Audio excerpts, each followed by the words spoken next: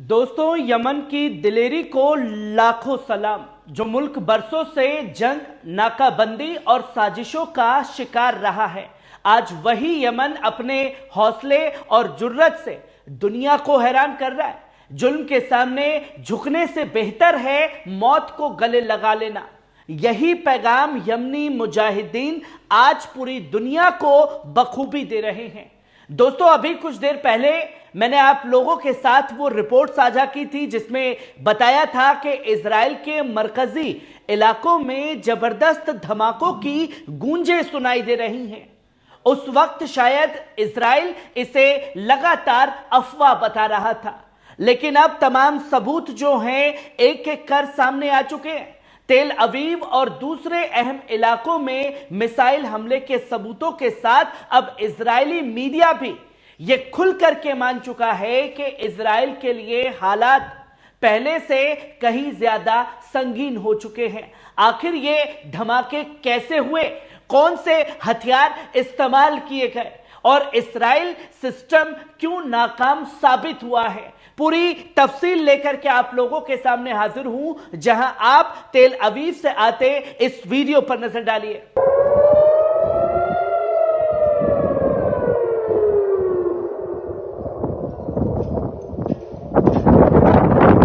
तो दोस्तों, आपने देखा कि किस तरीके से तेल अवीव में सायरन की गूंज सुनाई दे रही है। वहीं इसका एक अगला वीडियो भी सामने आया है जहां इजरायली पार्लियामेंट के पास भी इसी तरीके से सायरन गूंजते हुए सुनाई दिए। पहले इस वीडियो पर नजर डालिए।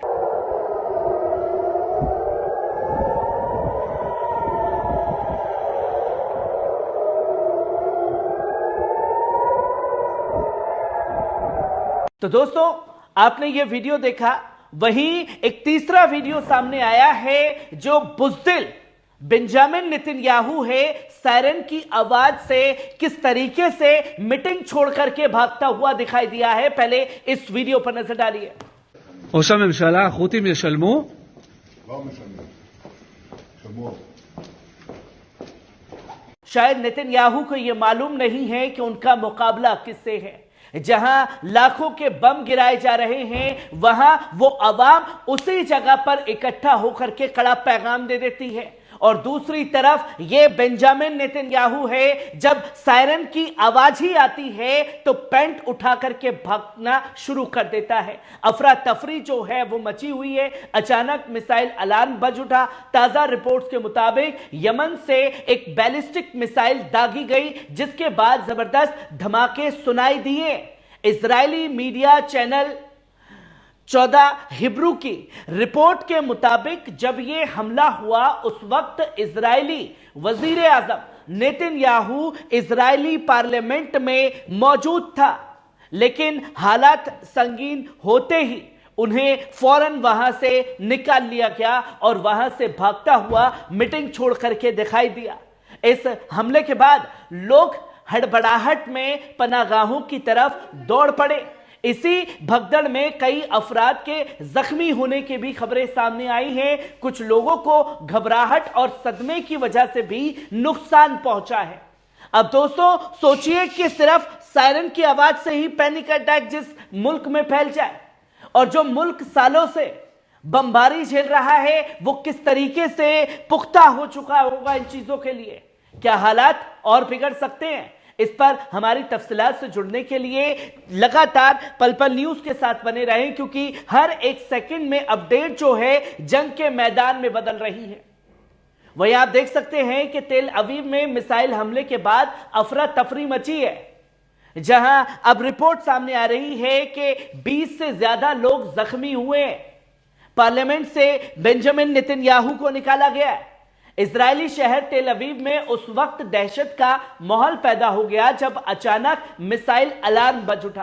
ताजा रिपोर्ट्स के मुताबिक यमन से एक बैलिस्टिक मिसाइल ने पूरी तरीके से तेल अवीव में खलबली मचा दी। शहर में जबरदस्त हलचल मच गई। इजरायली इमरजेंसी सर्विस MDA यानी कि मैगन डेविड एडम के मुताबिक 13 इजरायली अफराद जख्मी हुए हैं और यह कहना है कि साहब देखिए मिसाइल तो गिरी नहीं, उसे तो हवा में ही मार गिराया और अचानक सिर्फ सायरन की आवाज से ही लोग जख्मी हो रहे हैं, जो बातें हजम करने वाली नहीं है। और अगर यमन की मिसाइलें तेल अवीव के अंदर घुसी हैं या गिरी हैं तो क्यों इजराइल उसे छुपाते हुए डर रहा है?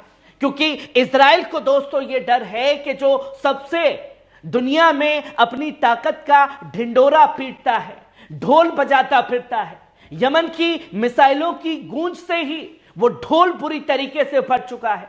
क्योंकि कई मीडिया रिपोर्ट्स में इजराइल की यह बताया गया कि कई जगह पर धमाके हुए हैं, और अगर ये धमाके हुए हैं तो क्या बेंजामिन नेतन्याहू अपनी बेइज्जती करवाएगा इन तमाम तस्वीरों को दिखा करके? क्योंकि वार्निंग दे रहा है कि अगर किसी इजरायली मीडिया ने दिखाया तो उसे ब्लैकआउट कर दिया जाएगा। जहां इजरायली मीडिया रिपोर्ट्स ने ताजे धमाके की जानकारी दी, इस वक्त इजराइल से बड़ी खबर आई, जहां इजरायली मीडिया रिपोर्ट्स के मुताबिक मरकजी इजराइल में जोरदार धमाकों की आवाजें सुनी गई, जिससे दहशत का माहौल पैदा हो गया।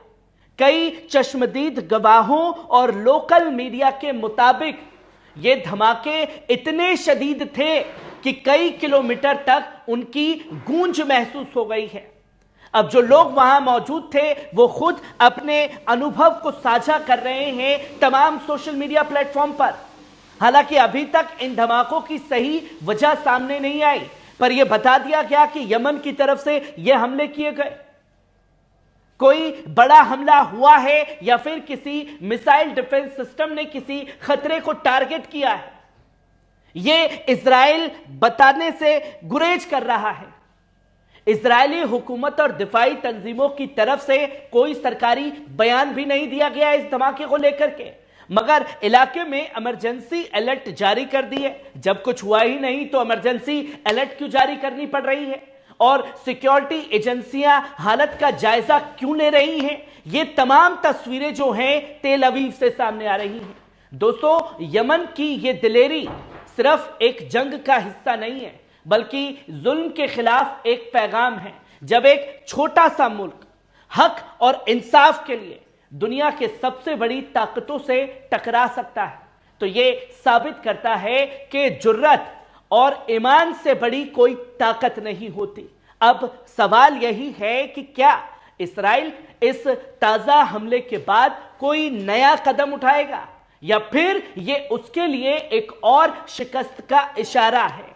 जहां धमाके तो हो रहे हैं, बोल भी नहीं सकता कि मारा। आने वाले वक्त में हालात क्या मोड़ लेते हैं, इस पर हमारी पूरी नजर बनी रहेगी। इस खबर पर आपकी क्या राय है? क्या यमन की यह जवाबी कार्रवाई इस्राइल के लिए एक नए दौर की शुरुआत कर चुका है? अपने कमेंट में जरूर लिखें और बताएं कि आपको यह रिपोर्ट कैसी लगी। पल पल न्यूज की ताजा अपडेट्स के लिए चैनल को सब्सक्राइब कीजिए, बेल आइकॉन दबाइए, ताकि हर एक वीडियो की नोटिफिकेशन आप लोगों के साथ साझा की जा सके। वीडियो को लाइक करें, शेयर करें। शुक्रिया।